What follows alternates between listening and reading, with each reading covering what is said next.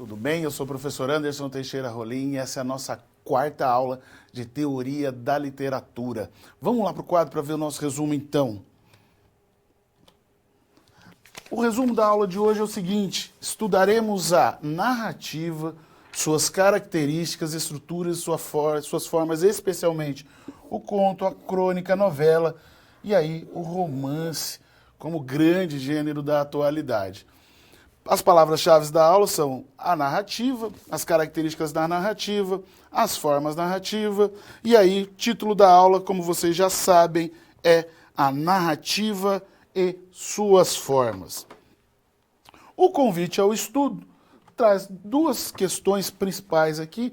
A primeira delas é essa: as expressões literárias em prosa são ainda um grande enigma para os teóricos da literatura, pois não podemos tratar um início, né? A gente não pode dizer essa obra inicia as expressões literárias da prosa moderna. Não há nenhum pesquisador que possa afirmar isso.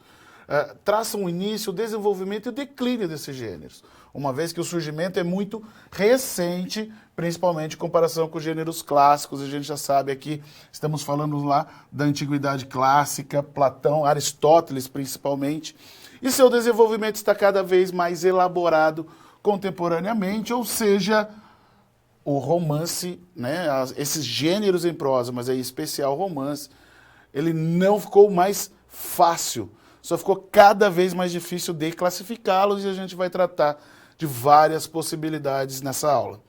Para que tenhamos uma breve compreensão de cada um desses gêneros em particular, é importante que se saiba analisar e distinguir elementos pertencentes às suas estruturas, histórias, dentro da cronologia literária e, obviamente, temática. Portanto, o convite ao estudo mostra aqui que nós temos ainda uma dificuldade em segmentar gêneros literários. A gente já tratou dos gêneros da poesia na aula passada, e os gêneros da poesia, muitas vezes, porque a gente fala, né, por exemplo, o soneto, inventado lá no século XIII, né, dentro de um período que é o início do Renascimento, né, é um pensamento que já vai moldar o Renascimento mesmo dentro da Idade Média, mas está bem distanciado do século XIX, que é onde surge o conto, o romance, a crônica moderna, como a gente conhece. Então a gente está falando de gêneros que são muito mais novos, mas também são muito mais atuais. São gêneros que dizem mais a contemporaneidade e dizem mais ao falar, a maneira como nós falamos atualmente, por isso mesmo, são mais lidos, né? E a gente vai descobrir também que o romance é hoje um gênero nobre. Talvez seja aquele que melhor traduz a expressão literária da atualidade. Tanto que a gente tem exemplos, a gente vai ver, de grandes poetas que só se tornaram famosos quando escreveram um romance. Ok? Vamos lá para o quadro para a gente continuar agora vendo os conhecimentos prévios necessários. Primeiro, lembrar que na aula passada a gente viu, né, esses dois pesquisadores, o Brunetière e o Benedetto Croce, né, lembrando que o Brunetière teorizou sobre a evolução dos gêneros no século XIX, ou seja, o rompimento com a crença de que o gênero deveria ser eterno e imutável. A gente já sabe que os gêneros mudam, justamente por se pautar na teoria da evolução das espécies, né, o darwinismo.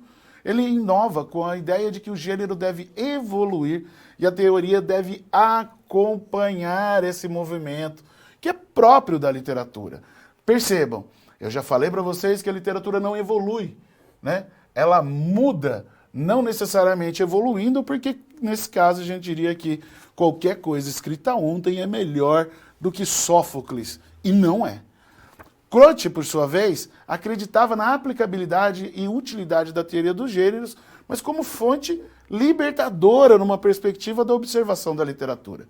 A literatura é mais do que somente gênero. A teoria dos gêneros é um instrumento necessário para o estudo da literatura, mas não cerne, não centro, não o principal do estudo da literatura. De fato, então, a gente vê que é uma ferramenta muito importante, mas que não necessariamente é o centro do estudo da literatura.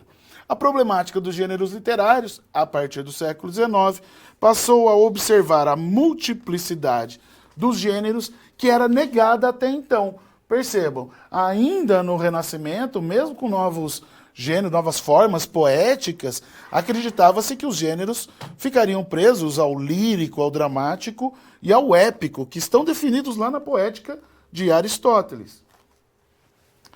Essa é a nossa quarta aula de teoria da literatura e nela tratamos especificamente dos gêneros literários em prosa, mais expressivos da contemporaneidade.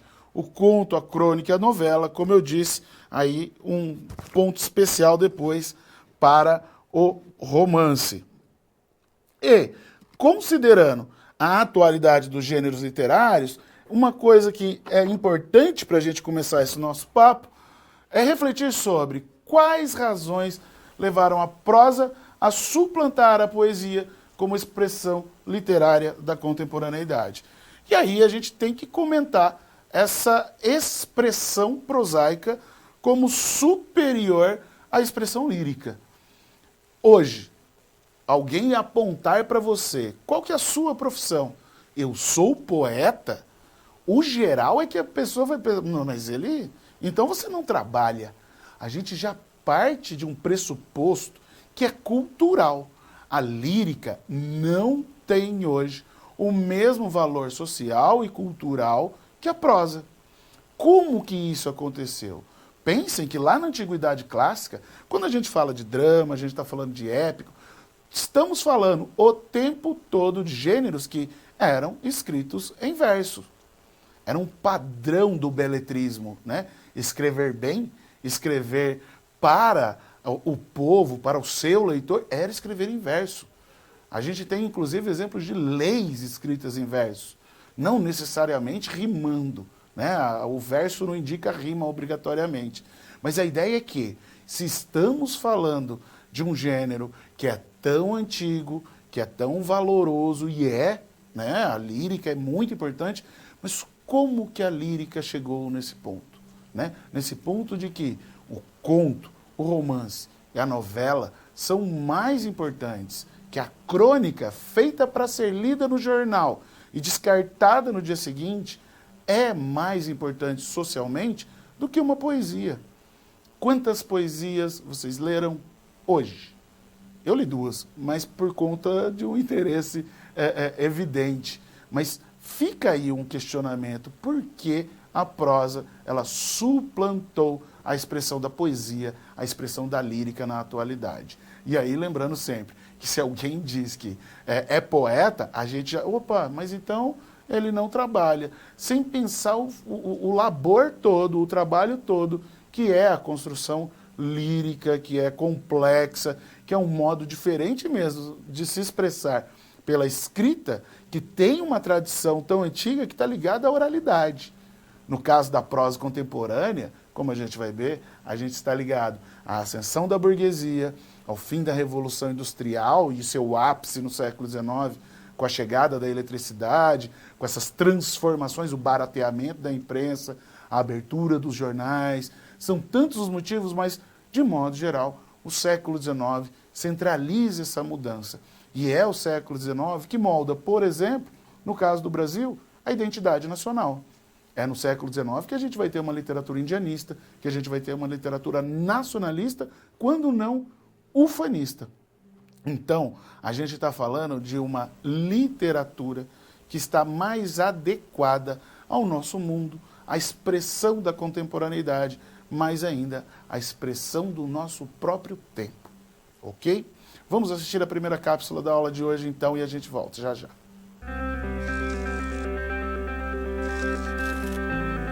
Olá, tudo bem? Espero que esteja gostando dessa aula. Como você pôde perceber, é muito importante estudar o conteúdo da pré-aula no ambiente virtual, antes de conhecer e resolver as situações problema. Vamos lá? As etapas para compreender e resolver as SPs são simples e facilitam os seus estudos. Primeiro, é necessário conhecer e interpretar os detalhes da situação-problema, entender onde se passa a situação, quais agentes estão envolvidos e quais recursos estão disponíveis. Depois, é a hora de problematizar a situação apresentada, que são baseadas na realidade de mercado. E isso significa que seu desafio foi elaborado com base nas informações de empresas, experiência dos professores e acontecimentos do cotidiano da sua área. E por último, você vai solucionar as problemáticas. Para isso, você deve utilizar dos conceitos e das teorias vistas nas pré-aulas. Ficou claro? Então o desafio está com você. É hora da SP1. Caso surja um ponto de interrogação, você pode sempre acessar o fórum e enviar suas dúvidas, ok? Bons estudos e até mais!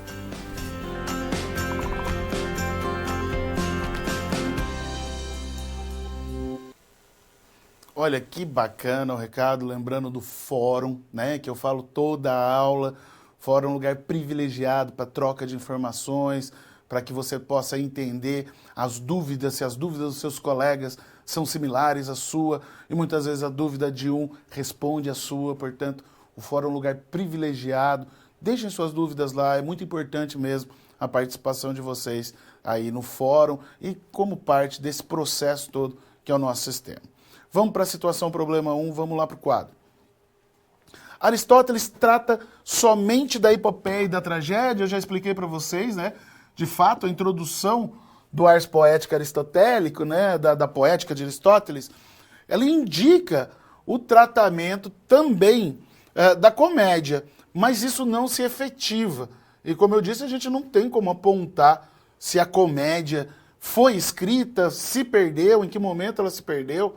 Tanto é que esse é um tema, né, entre literatos, entre estudiosos da literatura, sempre volta-se a ideia de onde ficou a comédia, e Humberto Eco escreveu aquele belíssimo romance, O Nome da Rosa, que trata justamente disso. Para aqueles que não conhecem, talvez eu esteja contando um segredo aí do livro, do filme, obviamente.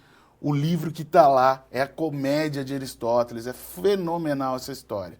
Portanto, Aristóteles não tratou de outros temas na poética, apenas da epopeia e da tragédia, as formas que são tidas como clássicas, e somente muito tempo depois é que aparece o conceito de romance grego, que também não se aplica a esse romance da nossa atualidade. Herdeiros dos pensamentos platônico, socrático e, obviamente, aristotélico que somos, a nossa sociedade é uma sociedade notadamente aristotélica, que busca sistematizar, quando não metrificar, os processos. Não deveríamos buscar a origem desse apreço valorativo dos gêneros tidos como elevados? Basicamente, a ideia é essa. Se a gente está tão voltado, se a gente tem uma sociedade tão basilada pelo pensamento aristotélico, não seria interessante voltar a esse pensamento de modo a revalorizar esses gêneros clássicos mais elevados?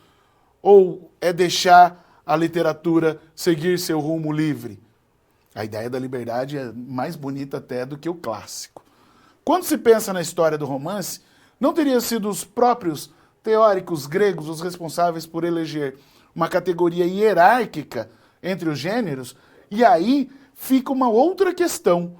Sabendo que o gênero romance, como a gente conhece, nasce dentro de um contexto de confirmação da burguesia como classe dominante, e ele nasce como gênero menor, né? Como o gênero menor se transforma no mais nobre, no mais importante gênero literário da atualidade.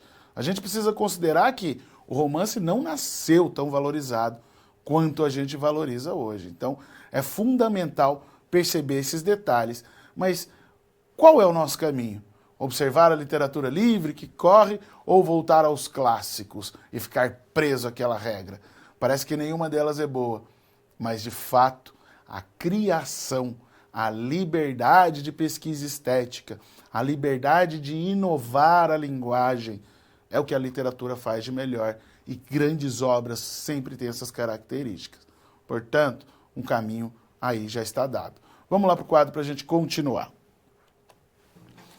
Problematizando a situação, problema 1. Os gêneros literários, né? Vamos pensar. Teve como precursor a epopeia.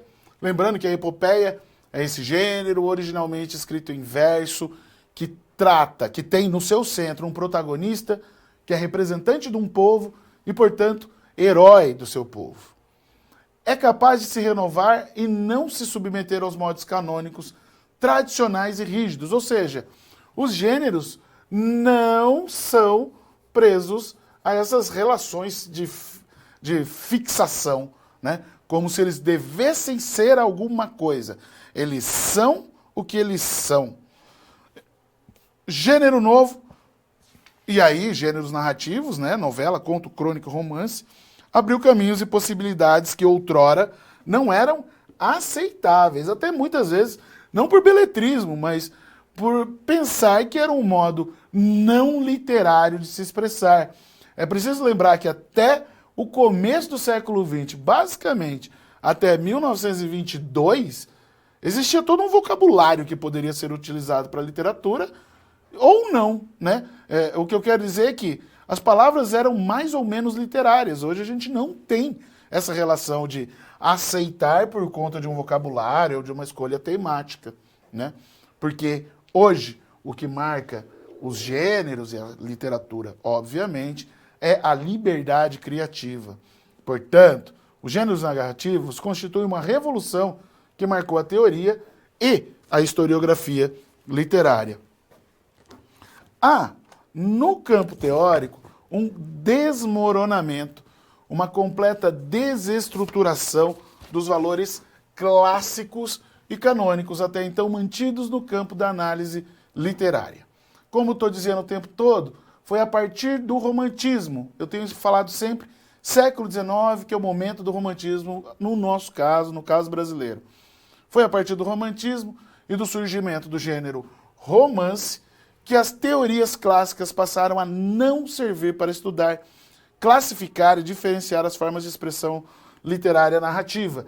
Ou seja, a gente ainda pode considerar a valorização de um poema épico, lírico, segundo os conceitos clássicos, mas eles não se aplicam, de fato, aos gêneros narrativos, porque eles são novos e não se encaixam dentro do modelo criado na Antiguidade Clássica.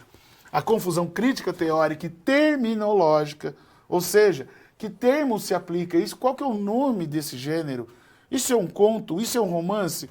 Mas eu conheço um conto que é maior do que esse romance, por que esse romance não é um conto? Então, os termos que marcam os gêneros também criam confusão. A confusão crítica, teórica e terminológica se prolongou ao longo dos tempos e ainda hoje temos algumas pequenas armadilhas que confundem o leitor. Essa que eu acabei de citar é uma delas, né? O conto, por exemplo. O conto, ele tem uma extensão delimitada. Um conto, digamos, ele pode ter até 30 páginas. Tem gente que vai achar que é muito grande 30 páginas. Comparando com os que a gente vai ver no final da aula, 30 páginas é um livro. Mas eu conheço contos que chegam às 90 páginas. Assim como conheço romances que têm menos de 70. A relação com o número de páginas não é uma boa, não é um bom modo de partir para essa observação. Porque os gêneros são livres. Ainda que entre eles, a gente já sabe, existam características comuns, não há uma rigidez, não há uma lei que diga que um conto tem determinada duração e que um romance tem determinada duração. A liberdade que caracteriza a literatura impede que sejam definidas esses tipos de regras, ok? Mas e o conto? O conto, ele é mais importante, menos importante? Vamos lá para o quadro para a gente conhecer um pouco mais sobre esse gênero específico. O conto tem uma origem desconhecida e os mais antigos que temos, né, são os contos de fadas. Porque eles são contos, são curtos, trazem uma moral, trazem personagens, muitas vezes antropomorfos, né, não são necessariamente humanos, mas representam os sentimentos, os pensamentos, as ideias, os desejos, as arbitrariedades dos humanos. Ao mesmo tempo, o conto é o simples ato de narrar, de contar, de dizer uma sequência ordenada de fatos, mesmo que ela não seja linear. E no século XIX, o conto conhece sua época de maior esplendor. Esse conto que chega até nós torna-se nobre e amplamente divulgado. Nobre mesmo. A gente está falando aí de um gênero que vai ter como representantes autores do maior calibre. Espaço, tempo e personagens são reduzidos e voltados para a construção de uma unidade de efeito, de um fato principal. Se a gente pudesse desenhar a estrutura de um conto, ela seria uma estrutura nuclear. Nesse pontinho aqui, nós temos o personagem. E a história se desenvolve tudo em torno dele, mas não tem muito para onde ir, porque a gente está falando de uma organização nuclear. Tudo fica fechado nesse espaço e tempo em torno do protagonista. Tudo é reduzido para que a concentração da atenção do leitor em número reduzido e intimamente ligadas ao tema principal do conto. Ou seja, o conto, por ser curto, ele se esforça demais para prender a atenção do leitor. A estrutura do conto também revela o conjunto de sua unidade, quer dizer, não se alonga demais, pois já que pretende gerar uma unidade de efeito, veja, unidade, A gente está falando que não tem dois, o conto não tem espaço para o dois. Não podemos ser muito extensos sobre o risco de tornar-se cansativo ou mesmo ter aí uma derivação do próprio gênero. Mas, como eu disse, eu conheço contos, né? João Guimarães Rosa, por exemplo, em Sagarana, tem contos longos. Olha, veja Augusto Matraga, na sua primeira edição, até a quinta edição, tem mais de 80 páginas. O conto bem escrito prende a atenção do leitor. Aí a gente exclui o número de páginas, porque a atenção deriva do assunto, do tratamento. E o leitor empolgado, quer chegar ao seu efeito, que é o ápice, o clímax, o ponto principal, onde tem alguma revelação, onde se encaminham as resoluções. Ou seja, o leitor quer fazer tudo isso numa sentada só. Quer iniciar e terminar sua leitura em um só tempo. Começar e terminar logo na sequência. E essa é uma ideia que surgiu também no século XIX. Essa ideia da unidade de sentido, e como a unidade de sentido está ligada à leitura num momento único, foi criada por um poeta, contista, fabuloso, que talvez seja um dos grandes responsáveis de eu estar aqui falando para vocês, chamado Edgar Allan Poe. Edgar Allan Poe tem um poema chamado O Corvo, em que ele escreve um tratado de literatura chamado A Filosofia da Composição, onde ele explica a construção do poema. Dentro dessa explicação fantástica, muito objetiva, muito direta, ele diz que o leitor deve ter a capacidade de começar a ler e terminar sem ter que parar para atender a porta, sem ter que parar para fazer qualquer coisa, porque esse tipo de leitura imprime uma unidade de sentido. O conto está ligado a essa unidade de sentido, ok? Vamos lá para o quadro para a gente ver agora um outro gênero, esse ligado ao tempo. É a crônica. A crônica tem origem como um relato de eventos históricos, né? Tempo, Cronos, lembre-se, o deus da mitologia grega, o deus Cronos, que está ligado ao tempo, cronômetro, cronológico, portanto, crônica, ligado a eventos históricos, como relatórios com o intuito de informar alguém, e aí, nesse caso, obviamente, os documentos do quientismo, né, as crônicas de viagem no Brasil colonial, são o melhor exemplo. Aos poucos, distanciou-se do caráter documental para se tornar mais curta e sutil, mais leve e muitas vezes jocosa, criando humor. Possui um caráter efêmero e corriqueiro. Efêmero mesmo. Eu já falei que a crônica hoje ela é feita para o jornal, ainda que ela cabe no livro, ela é feita para o jornal. Isso indica que ela será destruída dias depois, né? Diferente de um livro feito para ser guardado na biblioteca, o jornal é dispensável. Portanto, efêmero e corriqueiro, tem uma linguagem simples, cotidiana, direta, visando a transmissão de uma informação rápida, mas não apenas uma informação, ok? Ela pode carregar muito mais.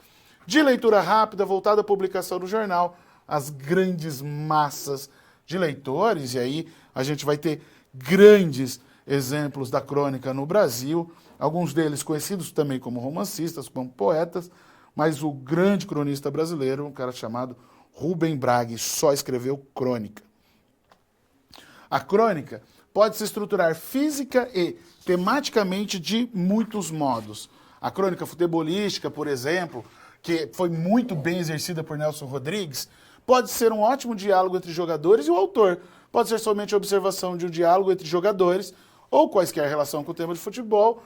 Pode ser uma poesia que trate do tema ou também uma narração de uma partida, como se ela corresse no tempo da leitura.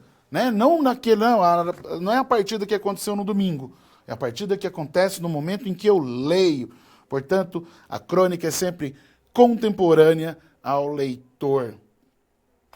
A diferença principal entre a crônica e os gêneros poéticos, né, aqueles escritos em verso, é a sua independência em relação ao rigor formal, sua independência em relação ao uso do verso, metro, ritmo, mas pode, quando necessário, fazer uso da forma poética para se expressar e de qualquer outros expedientes.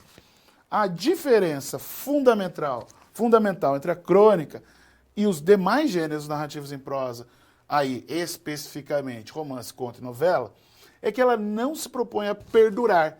Como eu disse, ela é efêmera. Ela não intenta a imortalidade, né? Vou escrever um conto, né? Que esse conto vai ser lido daqui 200 anos. Vou escrever um romance que ele será lido daqui 200 anos. A crônica é feita para ser lida no dia seguinte. Sua ação é curta propositalmente. Ela é composta por textos curtos que têm um efeito rápido, fácil de ser captado e logo deixam de ser significativos para o leitor. Esse último trecho, ele é bastante paradoxal se a gente parar para pensar que algumas crônicas têm o poder de serem fixadas na memória. O assunto, às vezes, diz tanto ao leitor que a gente não consegue esquecer. E assim como um bom filme, depois de terminar de ler, depois de terminar de assistir, a gente não para de pensar naquele assunto. A crônica tem esse poder também, mesmo que não seja um gênero que tente ou busque qualquer tipo de manutenção. A crônica nasce para ser efêmera, mas às vezes a força literária dela mantém ela viva e leva ela para o livro. E aí ela vai viver nas bibliotecas e nas leituras posteriores, mas ela perde aquele retrato do momento, porque a crônica é sempre contemporânea ao leitor. Eu não posso, no século XXI, escrever uma crônica que se passa no século XIX. Eu posso ler uma crônica de José de Alencar do século XIX. Aliás, Alencar era ótimo cronista. Então, eu não posso escrever porque ela está ligada ao meu tempo, ao momento em que eu leio. Ok? Vamos lá para o quadro para a gente continuar. Ler um texto literário de hoje com os olhos postos nas teorias das primeiras civilizações ocidentais parece uma loucura, um devaneio, uma vez que a gente não leva a vida pautado pelos pressupostos clássicos. Até mesmo ler um texto de hoje com base em teorias do século passado já parece uma insanidade, uma vez que as novas produções demandam novos aspectos a serem abordados, né? Novos temas, novas maneiras de se expressar. A velha ideia de que depois dos gregos nada mais foi inventado é somente mais uma forma dos tradicionalistas da sociedade ocidental manterem as coisas como julgam que sempre foram, e é um retrocesso, é uma violência, um assassínio daquilo que a gente pode chamar de inteligência humana, de sua capacidade de expressão artística e de sua capacidade de reflexão teórica. É quase como nós não fôssemos capazes de ser melhor do que os gregos. E somos. Somos uma sociedade tão complexa hoje, né, pensando mesmo nessa evolução. Eu disse lá na primeira aula, eu não estou considerando aqui a literatura oriental. Vocês vejam que está quase sempre voltado para a antiguidade clássica grega e tem sempre a indicação do ocidental, porque essas duas produções andam desiguais, né? São momentos diferentes. Aqui a gente trata da ocidental. Eu posso hoje querer fazer uma epopeia, eu posso querer fazer o que eu quiser com a literatura. A literatura é um organismo vivo que depende apenas da leitura, que depende muito da leitura, do leitor, da vontade do escritor, mas acima de tudo, ela é livre. E por isso os gêneros narrativos representam algo tão importante na contemporaneidade. Eles representam essa liberdade que caracteriza o mundo em que a gente vive. Não há como prender os gêneros, não há como prender a literatura em gaiolinhas e dizer isso é um conto, isso é uma crônica, isso é um romance. Você pode ter contos com crônicas e romances, você pode ter romances que tenham crônicas e contos dentro de si, você pode ter romances que têm documentos de delegacia dentro deles. Então, o gênero não se prende àquelas ideias da antiguidade, porque ele não as resolve na modernidade, na contemporaneidade. Ok? Vamos para a segunda cápsula.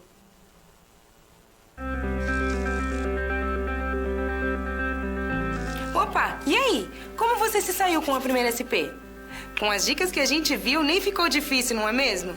Você percebeu o caminho traçado para obter uma solução satisfatória? Primeiro, você estuda os conceitos teóricos. Em seguida, você conhece e avalia a situação. E só então você tem conhecimento suficiente para se empenhar em resolver a situação-problema. Entendeu por que é importante fazer uso de todos os recursos do material didático antes de iniciar as SPs?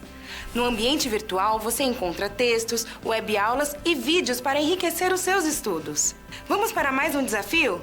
Boa sorte na SP2 e até mais!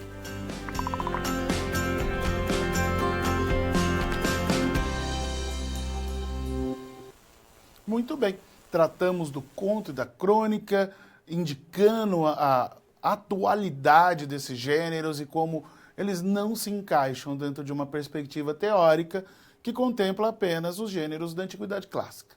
Estamos falando de uma literatura viva, estamos falando de uma literatura que está intimamente ligada ao universo, ao cronotopo, ao espaço e o tempo em que ela surge, em que ela é criada, em que ela é lida, e, portanto, a gente está falando de uma literatura muito moderna. Ou seja, se a literatura é tão moderna, por que a gente se prende, às vezes, tanto ao cinema ou à novela, que são criações de outra arte, né? Estão mais ligadas à sétima arte. Mas, de fato, eu estou brincando. Novela é um gênero literário que a gente vai ver agora. Vamos lá para o quadro. Independentemente do pacto ficcional entre leitor e autor, a novela ou a literatura tem por função instruir a sociedade.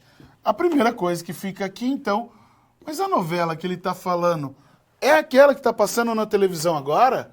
Não é. Aquela que está na televisão agora, ela é a telenovela. É diferente. A novela é um gênero literário. Muito parecido com o romance, a gente vai ver, ele fica entre o romance e o conto, mas que vai dar origem, dentro das suas características, à novela, à telenovela, como a gente conhece. Outra pergunta é, qual é o papel social da novela literária? Né? A novela tem uma função no mundo em que a gente vive? Primeiro, vamos conhecer as características gerais de uma novela. Enquanto gênero, ela se situa próxima do romance e do conto. Né? Ela está ali meio entre o romance e o conto. A duração média e o enredo é dividido em capítulos. Isso já é uma especificação da novela e essa especificação diz muito da maneira como a novela é construída e as intenções mesmo do autor, do texto para com o leitor. Ou seja, existem técnicas de gancho, de prender a atenção, que fazem com que a ação desenvolvida num capítulo se estenda a outro com resoluções e a criação de novas situações que levam até o final. E aí, a gente está falando de um gênero mesmo que tem a capacidade de lidar com vários focos no mesmo enredo, recortes que formam uma composição. De fato, as novelas que a gente conhece são muito diferentes daquelas na sua origem, porque nascem das novelas de cavalaria medievais e marcam a passagem dos textos em verso para a prosa. E aí essas novelas de cavalaria medievais são fundamentais para a gente entender que existe um momento lá atrás, mesmo antes do século XIX, em que o popular suplantou o erudito, em que aquilo que era popular ganhou um status e uma notoriedade que acabou preservando até hoje, né? Boa parte das novelas de cavalaria estão aí hoje, podem ser lidas. A mais importante, pelo menos a mais conhecida, principalmente dentro desse universo cultural da atualidade, é obviamente o ciclo bretão, o ciclo arturiano, que está lá como centro, né? Um personagem cavaleiro chamado Galaás, que é membro da Távola Redonda, e aí eu estou falando do rei Arthur, da Excalibur, e aí a gente já vê que universo é esse. É um universo de castelos, de busca e conquista do mundo pela cristandade, né? Então, a novela tem uma origem popular, mas acaba se desenvolvendo de um modo muito diferente no século XIX e chega para a gente com os mesmos ares de modernidade que o conto e o romance. Vamos lá para o quadro para a gente continuar.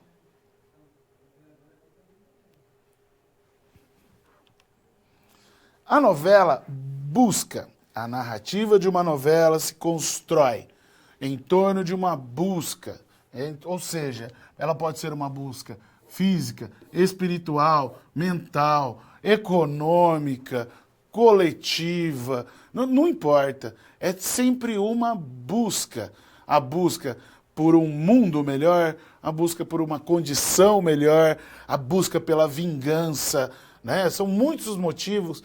E aí, enquanto eu estou falando novela, muitos de vocês, né, eu cito a vingança, muitos de vocês estão lembrando da telenovela. E não é errado, porque quando a gente trata desses assuntos, a gente vai perceber que lido ou assistido, os modelos são muito parecidos. Obstáculos numa novela tem a função de fornecer ao herói as possibilidades de se construir enquanto tal ao longo de sua jornada em busca. Ou seja, ele não nasce herói, ele se torna herói durante essa caminhada. E são os obstáculos que fornecem essa possibilidade. E aí, as virtudes do herói é aquele que está sempre em busca da perfeição. Já perceberam, né, que na telenovela, por exemplo, o herói é sempre perfeitinho, é quase sempre inocente, né? Ou quando não, é de uma virtude incomparável, né? Portanto, a gente está falando de um personagem, um protagonista, um herói que busca a perfeição. E o anti-herói, nesse caso, personifica as características inaceitáveis do herói. Ele é odiado pelo leitor e também é odiado pelos demais personagens, ainda que exista ali um núcleo, né, que orbita em torno do anti-herói. Mas vejam como o anti-herói é importante na novela.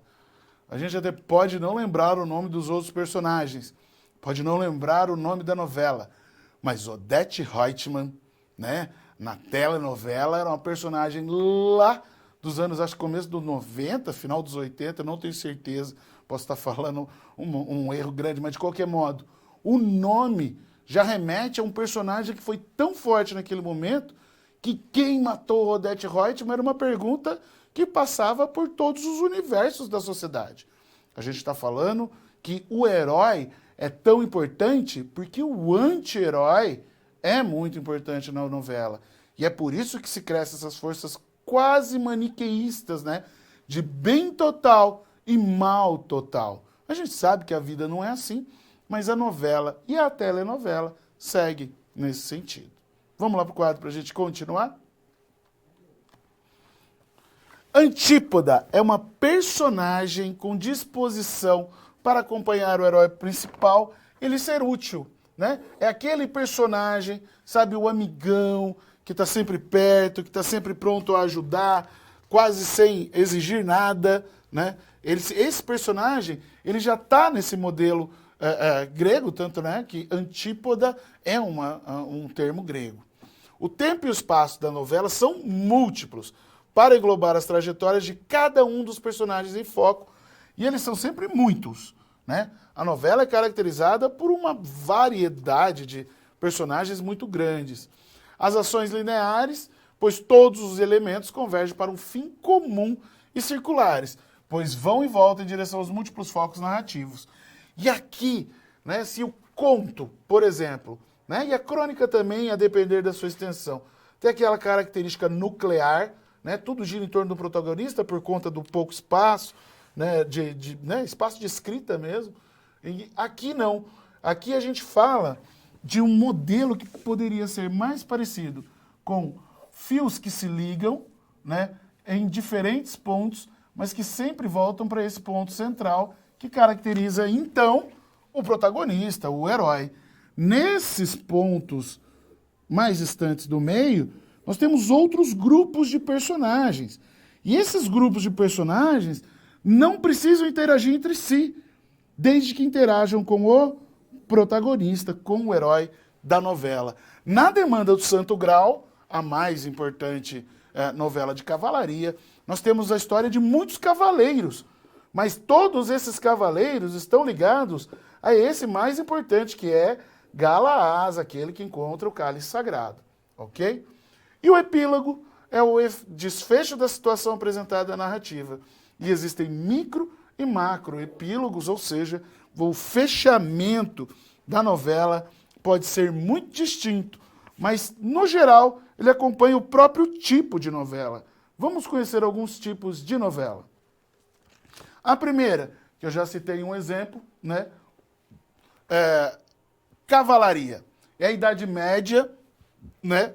Até o século XVII está aqui, mas o século XVII já é um século de recuperação e arquivo. A novela de cavalaria circula com força mesmo, principalmente no século XIII, XIV, como resultado das cruzadas, né? Essa proximidade com as cruzadas e novela de cavalaria, portanto, a gente está falando dos cavaleiros medievais que vão estar ligados às cruzadas, ok? Nasceram em consequência da prosificação das canções de gesta, né? Essas canções das nações, dos lugares, do povo, muitas vezes que se transformam também em canções de guerra, divididas de acordo com o tema. Aí eu falei para vocês, ciclo bretão, arturiano, do rei Arthur, e o ciclo carolíngio, né, que é o ciclo francês.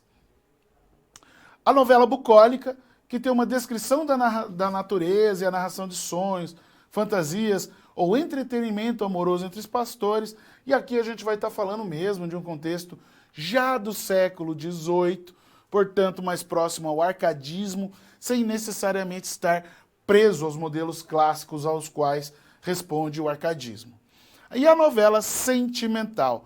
As novelas bucólicas agravam o caráter sentimental e perdem aquele cenário pastoril que é característico do arcadismo. Ou seja, as novelas, desde a cavalaria até a sentimental, elas mudam muito. Outros tipos de novela. A picaresca, que gira em torno do pícaro, que é a criatura de vida irregular, vadia, empregada de sucessivos patrões e vivendo de expedientes astuciosos e inescrupulosos para saciar sua fome de miserável. Né? Existem muitos os modelos, né? Picaresca ou rocambolesca, né? São muitas as variações, mas de qualquer modo, ela sempre vai girar em torno dessa necessidade, desse próprio impulso de vida e que coloca as pessoas em situações que ao mesmo tempo são degradantes, mas que podem se tornar engraçadas. A novela histórica mistura fatos históricos com fatos criados pela imaginação do autor, ou seja, é muito próximo da ficcionalização que a gente conhece da história hoje, e isso é muito bacana, né? A novela histórica é, de um modo ou de outro, uma prévia do que viria a ser o romance histórico da atualidade. E, por fim, a novela policial ou de mistério, que gira em torno da existência de um crime misterioso e de seu desvendamento.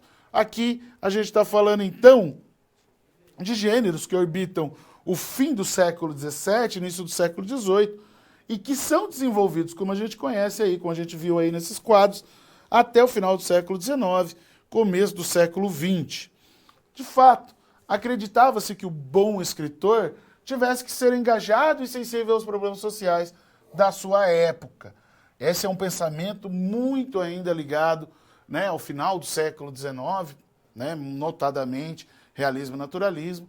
E nesse período, escritores de fantasia e pura ficção não tiveram suporte da sociedade, muito menos dos críticos literários em questão, que apontavam para eles uma subjetividade romântica que já não estava mais na moda, já que não eram considerados engajados nem socialmente, nem cientificamente, eram considerados exemplos de uma estética que já se esgotava. Nesse caso, obviamente, essa estética que se esgotava era o romantismo, a subjetividade, a relação com o amor, mas o romantismo foi muito importante para o romance, mais do que foi para a novela. Vamos lá para o quadro para a gente continuar.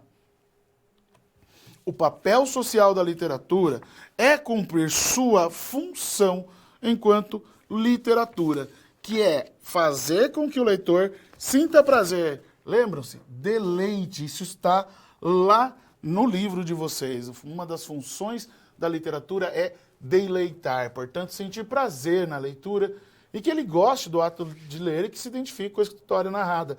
Seja ela real ou não, a realidade não importa à literatura, porque uma vez que ele seja real, ele não pode ser literatura, porque é muito simples, muito simples.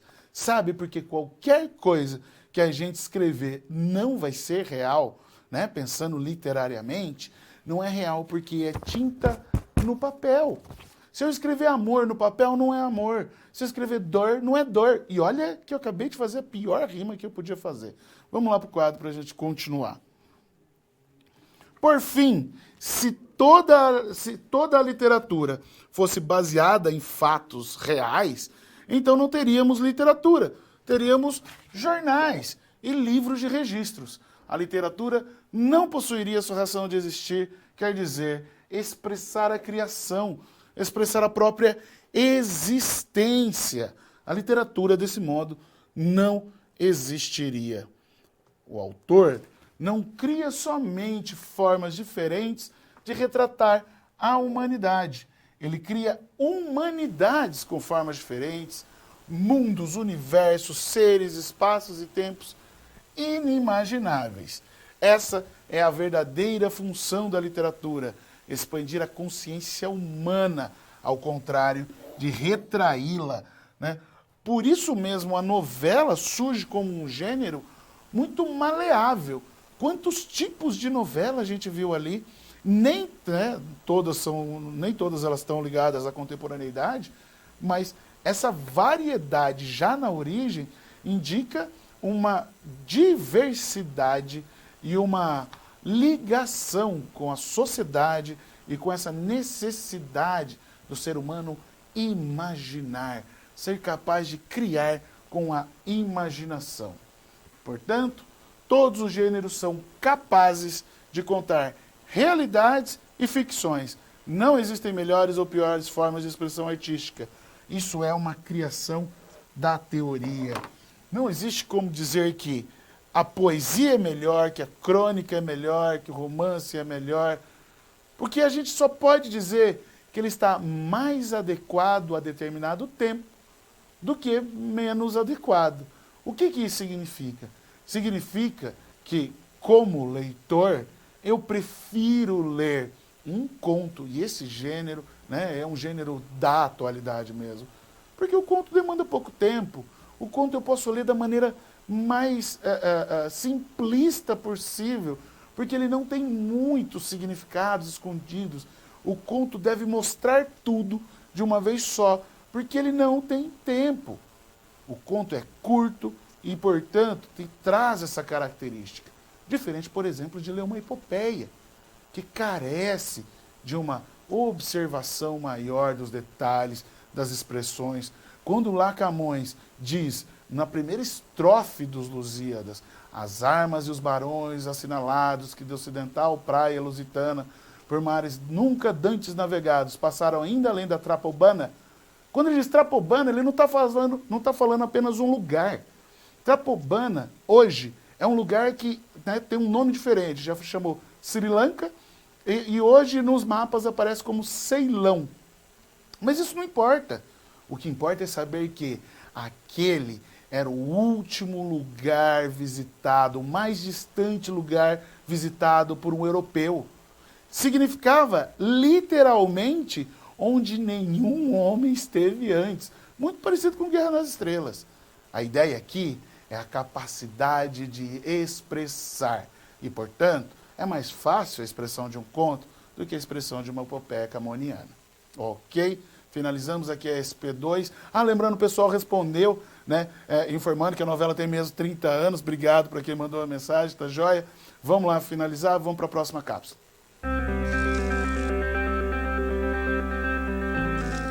Olá! Agora que você já solucionou 2 das SPs, muitas das teorias vistas na pré-aula fazem mais sentido, não é mesmo?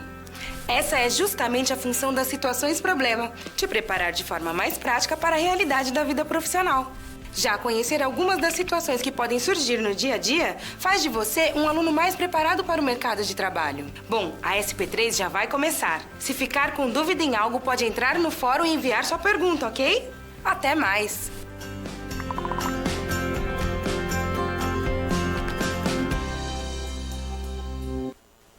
Bom, já voltamos para a situação problema 3 e agora vamos tratar daquele que eu estou falando lá desde o comecinho, como o gênero da modernidade, o mais da atualidade, o mais contemporâneo, aquele que hoje transforma escritores desconhecidos em escritores muito famosos. Vamos lá para o quadro para a gente tratar um pouco do romance. Pode-se pensar que o romance teve a mesma importância para a evolução da sociedade burguesa, assim como a epopeia teve para a polis grega, né? Lembrando que polis é um conceito de sociedade, de cidade na Grécia. Lembrando a qual motivos teóricos do romance sempre se voltam para a epopeia como forma de comparação com o romance, será mesmo que a ligação do romance com a epopeia é tão evidente? O que faz esse percurso reflexivo ser tão insistentemente explorado? O romance seria, portanto, uma epopeia prosaica, uma epopeia em prosa? Mas aí, como vocês logo estarão em sala de aula, é sempre importante perguntar, e isso é muito bacana que as apostilas e os livros didáticos trazem. Romance é amor? Toda vez que eu vou falar de romance, tem um aluno para perguntar, mas professor, romance não é história de amor? Essa ideia está muito ligada aos filmes românticos, que não tem nada a ver com o romantismo do século XIX. Que no nosso caso, por exemplo, é uma série literária intimamente ligada ao nacionalismo, à expressão da nacionalidade, à criação da identidade nacional. Obviamente, está permeada por subjetividade, na sua segunda fase, inclusive, por morbidez, mas na terceira fase a gente já vê alguma preocupação social. O romantismo no Brasil é duradouro, né? Ele começa em 1836 e vai até 1881. A gente está falando de uma longa tradição que de fato não se encerra lá. Mas hoje, os romances trazem a história de amor de Peri e Ceci, do Guarani, do Alencar, trazem a história de amor de Martim e Iracema, trazem as histórias de amor dos livros que a gente conhece lá do século XIX? Não. É essa a ideia. A origem do romantismo, né, e o tratamento de alguns temas no romantismo acabou moldando essa ideia de que romântico é o que está ligado ao amor. Romântico, para nós, na aula de teoria da literatura, é o que está ligado ao romantismo. Assim como o romance gênero. Porque o romance como gênero, como a gente conhece ele hoje, ele nasce intimamente ligado à ascensão da burguesia no século XIX e à sua instalação como classe dominante. Portanto, o romance é a expressão artística da burguesia. E é assim que nós o trataremos nessa disciplina. Vamos lá para o quadro para a gente continuar. O romance é o último grande gênero da literatura, tendo em vista a cronologia da história da literatura padrão, ok? de todos os gêneros existentes, é o que possui mais liberdade temática e estrutural. Como eu disse para vocês, comparar, por exemplo, conto e o romance é sempre complicado por conta dessa liberdade que o romance tem. O romance não possuía, quando de seu surgimento, ainda que a gente não possa apontar exatamente esse surgimento, modelos a serem seguidos, formas, estruturas, regras ou tratamentos específicos. Portanto, se ele não tem modelo, se ele não tem forma, se ele não tem regra, ele é livre. É um gênero carnavalizante, ou seja, abarca em si características de outros gêneros, de outros modos de escrever, não necessariamente gêneros literários, até de outros gêneros textuais, sem se transformar naquele gênero em questão. Por exemplo, quando eu disse para vocês que a gente pode ter um documento, um boletim de ocorrência, né, com o modelo do boletim de ocorrência, como se fosse uma página de romance, foi um exemplo tirado do Caso Morel, do Rubem Fonseca, primeiro romance publicado por esse escritor sensacional em 1973. Mas aí eu tenho uma opinião específica quanto ao surgimento do romance. Ele vai estar ligado também à novela de cavalaria, mas uma revisão da novela de cavalaria feita por Miguel de Cervantes. Eu estou falando, obviamente, de Dom Quixote. Muitos pesquisadores, muitos críticos, e eu, inclusive, acredito que o primeiro romance da história é Dom Quixote, porque ele não é escrito como romance de cavalaria, ele é criado séculos depois para criticar o romance de cavalaria. Ele faz uma piada com toda aquela ideia do que era o cavaleiro medieval, e a gente sabe que Dom Quixote não é um personagem que está ligado ao heroísmo. Muito das suas ações acabam piorando a situação das vítimas, das pessoas que interagem com ele. Por isso, ao mesmo tempo, ele é engraçado. Alguns apontam, inclusive, que Dom Quixote é o primeiro anti-herói da história, né? Colocando ele aí num pedestal que é muito importante. Quantos anti-heróis são hoje a representação da ficção para os jovens, né? Quantos super-heróis têm características de anti-heróis, né? Eu lembro, por exemplo, o próprio Batman não é uma criação feita para o louvor, diferente do super-homem. Ele é sinistro, soturno e tem uma intenção de causar medo. Isso é um anti-herói. O Dom Quixote não tem essa intenção, mas os resultados das suas ações são sempre levam essa impressão de que ele está lá para piorar a situação, nunca para melhorar. Vamos lá para o quadro para a gente continuar. Não há um surgimento específico do gênero romance, de fato, ainda que alguns apontem, assim como eu acabei de apontar, mas ele vem se formando e se preparando desde a Antiguidade Clássica, através de elementos comuns a toda a literatura e, obviamente, a fatores extraliterários, como eu disse, está ligado intimamente à burguesia do século XIX. O que chamamos nós, e a maioria dos teóricos especialistas do gênero, de surgimento do romance, poderia, sem problemas de interpretação, ser chamado de consolidação dos padrões estéticos. Ou seja, ele se define, né, a partir de determinados padrões estéticos, temáticos e estruturais do gênero, e não o surgimento de fato, uma vez que o romance se utiliza de inúmeras características pertencentes a diferentes períodos temporais e diferentes gêneros que o precederam, que existiam mesmo antes dele. Ok? O romance foi considerado durante muito tempo um gênero menor e inferior, justamente por ser considerado um gênero voltado para assuntos de menos importância, além de ser visto como pura expressão de fantasias ficcionais. Considerado porta-voz dos assuntos da burguesia, uma classe considerada inculta até o começo do século XIX, final do século XVIII, e gênero para entretenimento das mulheres, em uma época uma época na qual as mulheres não tinham voz. A gente está falando aqui, né, de um momento de dizer que a burguesia era inculta, portanto a gente está falando de um momento ainda ligado às monarquias, né? Aí uma disputa entre quem é mais culto e, portanto, mais nobre, né? A nobreza monárquica querendo suplantar a burguesia, perderam, né? Hoje a burguesia se instalou como a classe social dominante, porque tem nas suas mãos os meios de produção. Contudo, o romance conseguiu se expandir e se consolidar como um gênero nobre na literatura, e eu ouso dizer que hoje é o mais nobre gênero da literatura. Elementos do romance, né? Pensando na personagem primeiro. A gente está falando de personagens que são planas, que não sofrem transformação, começa a história e termina daquele tempo, portanto não surpreendem, e também são chamadas de personagem tipo, ou a personagem redonda, aquela que é complexa, densa, surpreende o leitor, porque redonda por quê? Porque ela começa num ponto, se transforma e ela pode voltar àquele ponto ou não, né? Elas são únicas. A gente chama de principal, personagem principal ou protagonista, esse que é o herói, e os secundários, coadjuvantes ou ainda o antagonista.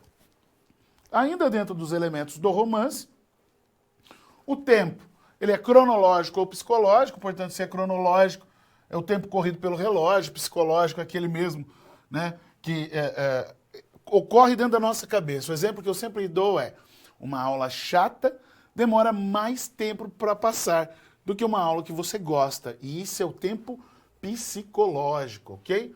O espaço é verossímil, ele precisa estar adequado ao real, ao psicológico. O narrador pode ser onisciente, personagem, aquele que está em primeira pessoa, ou observador, aquele que está em terceira pessoa. E o enredo, a forma como todos os elementos se imbricam, é o desenrolar da história. São elementos, então, fundamentais ao romance e à sua constituição. Por ter se originado e desenvolvido em uma época para a qual a tecnologia forneceu a capacidade de comunicação em massa através da imprensa e o barateamento dos jornais, as distâncias, os períodos se encurtaram. A informação deixou de ser produto das classes aristocráticas, com mais acesso à erudição, e houve, como se nota, na breve história do gênero romance, a popularização, a democratização do acesso ao material literário. Como eu disse, isso acontece com a ascensão da burguesia e o barateamento do jornal por meio da imprensa.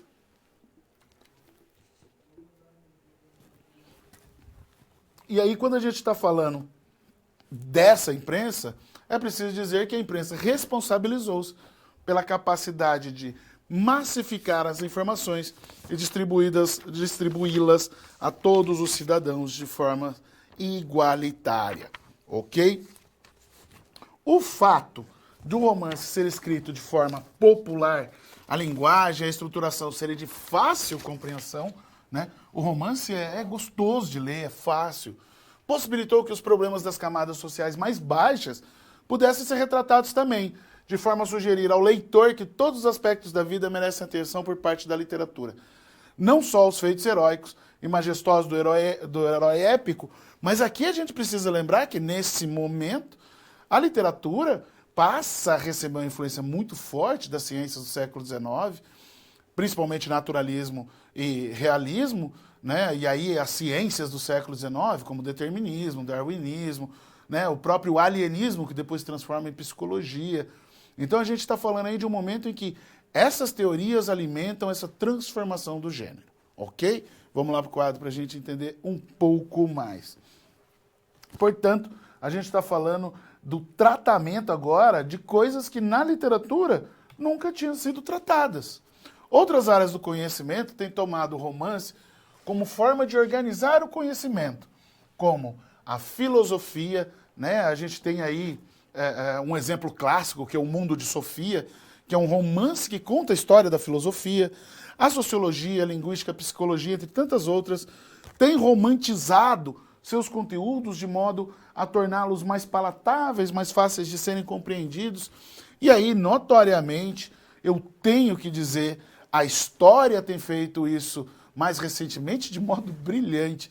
Eu tenho lido mais romances históricos do que romances ficcionais, porque essa ficcionalização da história gera um interesse, gera um atrativo que, para o leitor da atualidade, é uma aproximação do passado.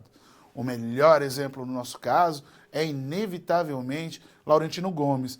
Não por conta dele ser um escritor superior frente a outros. Eu colocaria, por exemplo, a Mário Del Priore antes dele. Mas é porque ele é um escritor muito lido e os seus livros fizeram muito sucesso. Contando o quê?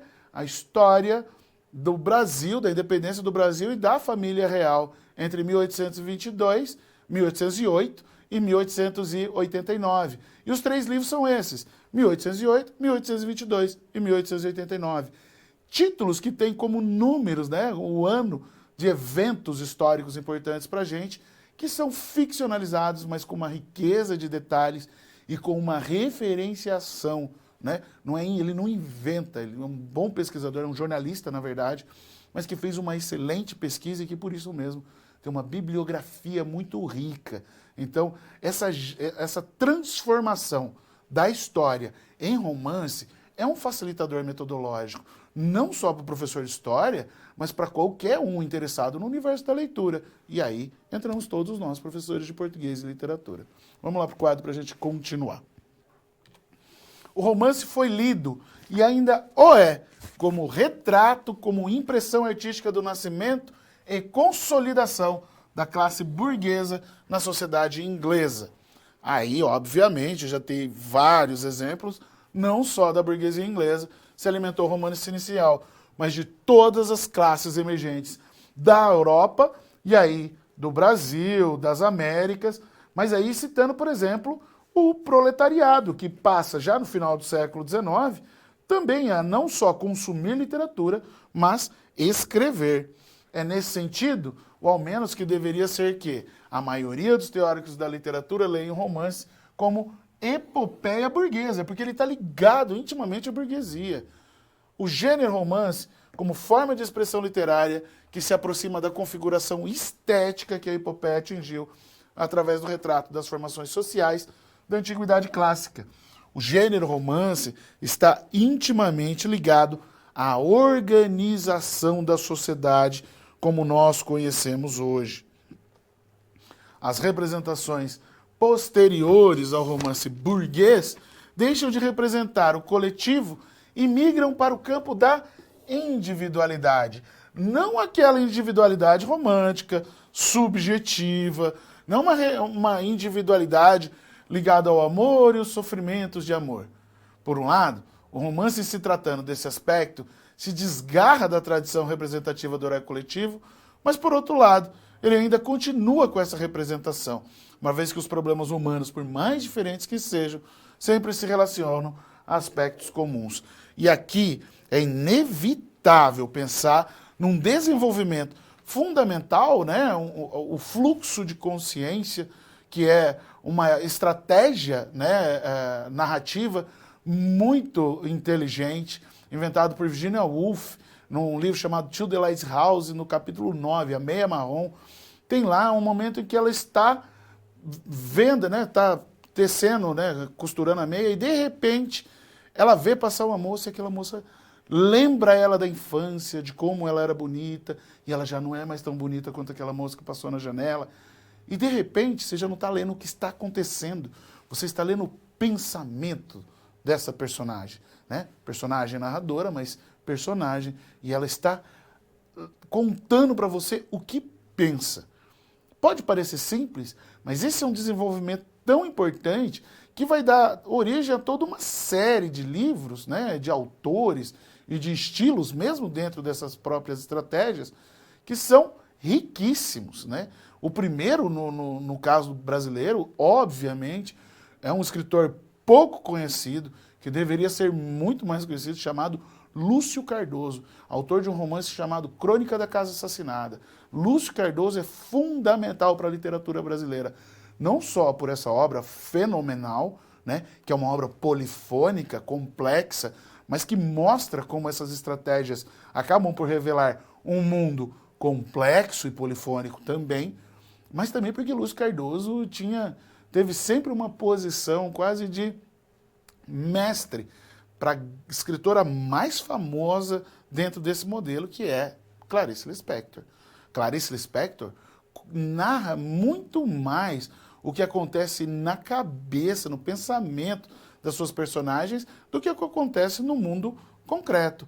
E é isso que faz tão interessante, essa capacidade de poder dialogar com o pensamento, de ler o pensamento. É muito rico, é uma estratégia que parece simples no começo, mas que se tornou fundamental ao desenvolvimento todo de uma vertente diferente da prosa. Essa que narra quase liricamente, né? É quase um retorno para a expressão lírica sem voltar aos moldes, sem voltar às regras, sem voltar aos modelos formais, etc, etc.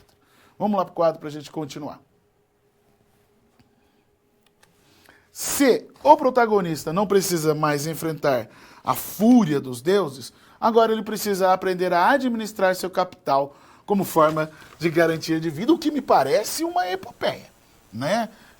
Administrar seu capital como forma de vida, né, é a luta de todo herói cotidiano, de todo herói da contemporaneidade.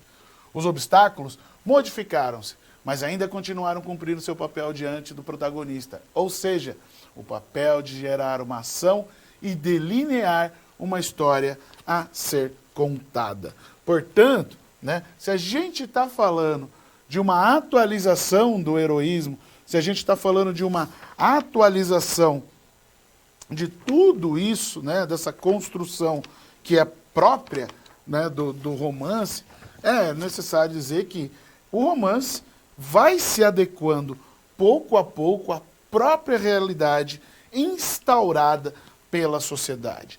Se o romance é fruto de uma organização da sociedade nos fins do século XVIII, começo do século XIX, que leva à ascensão da burguesia, é natural que à medida em que a sociedade se reorganiza, né, e aí eu estou falando da distribuição de papéis e não necessariamente da importância desses papéis, da burguesia, do proletariado, do latifúndio, de tantas outras classes sociais, mas de qualquer modo, pensar que a história, a literatura, né, a ficção propriamente dita, se adequa, ela tem a necessidade de se adaptar a essa realidade, de modo que ela possa ter uma ligação verossímil com o mundo, seja por meio do pensamento ou da crítica econômica. E aí a gente tem uma obra lá da segunda geração do modernismo brasileiro que consegue ter essas duas vertentes, né? Eu estou falando de Os Ratos, do Dionélio Machado.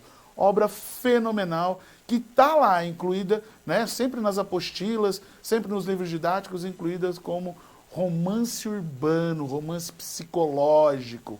Ou seja, a gente está falando aí de um romance que narra o pensamento, que narra o sofrimento, as dúvidas, nesse caso, de um personagem que precisa de dinheiro para pagar o leiteiro. Vejam só como trata do pequeno, mas esse pequeno diz respeito a todos. E aí a gente vê que o romance tem lá a sua ligação, sim, com toda aquela tradição da epopeia.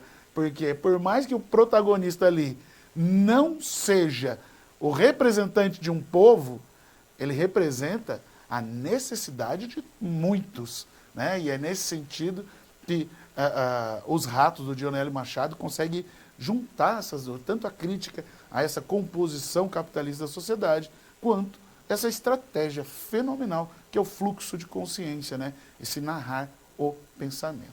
Ok? Terminamos aqui a situação problema 3, vamos à outra cápsula.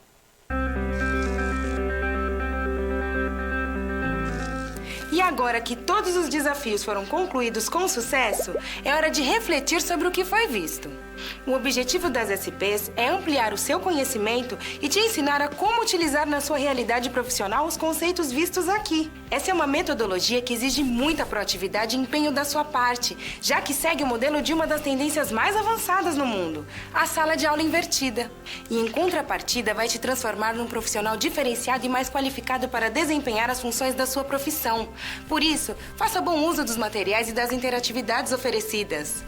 Ah, não deixe de acessar o seu ambiente virtual e completar a sua pós-aula, ok? Cada parte do processo é essencial para a sua aprendizagem. Até mais!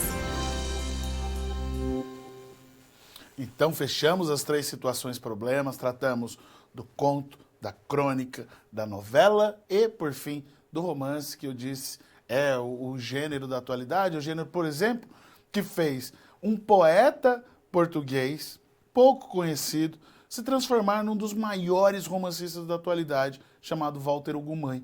O Walter Ugumãe, que hoje é conhecido, um dos mais conhecidos escritores portugueses da atualidade, ele escreveu vários livros de poesia e hoje ele mesmo faz piada com isso quando alguém chega, mas você escreve de um jeito diferente, você devia tentar escrever poesia. Ora, ele escreveu livros e livros de poesia e não ficou nem conhecido, né? Mas os seus romances que trazem essa linguagem lírica, mais poética, um modo diferente de ver o mundo, o tornaram tão famoso que chega a ser engraçado. E aí a gente vê, né, a inadaptação de um gênero e a adaptação do outro à realidade. Vamos lá para o quadro para a gente buscar aqui o fechamento, então, provocando novas situações. Como vimos, a literatura evoluiu ao longo dos anos e os gêneros literários tornaram-se múltiplos e misturados. Uma forma narrativa atual seria o mini-conto, micronarrativa que surge diante da rapidez e dinâmica do contexto atual.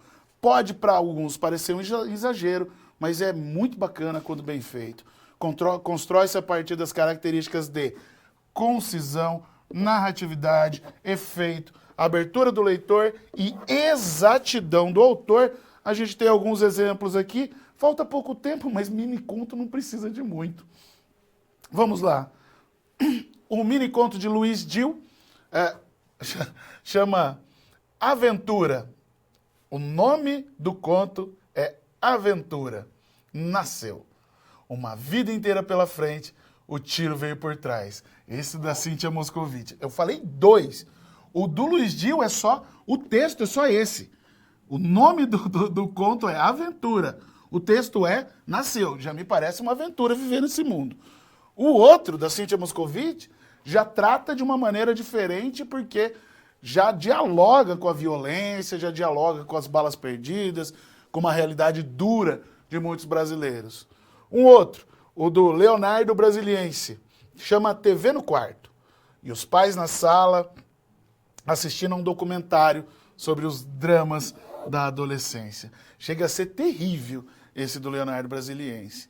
E por último, o da Adriane Mirtes, né, caiu da escada e foi para o andar de cima.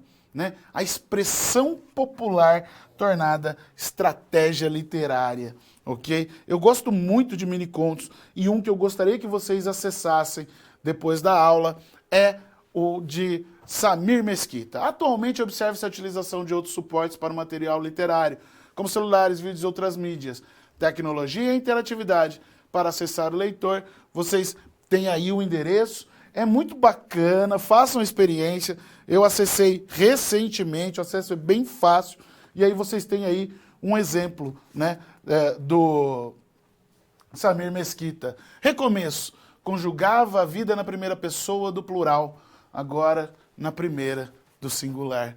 Quantos relacionamentos a gente projeta em tão poucas linhas. Tá joia?